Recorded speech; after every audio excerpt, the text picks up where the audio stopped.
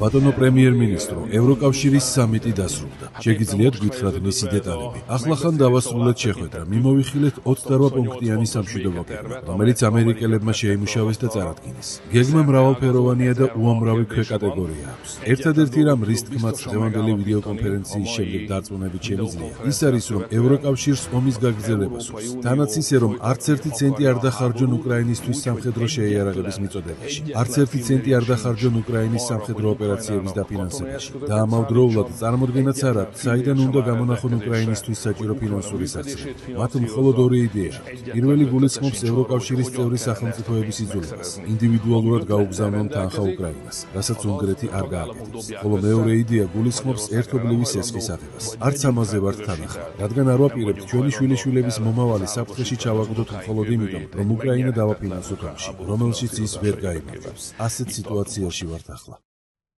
გამოიწერე და გაიგე ამბები ლიბერალური ცენზურის გარეშე.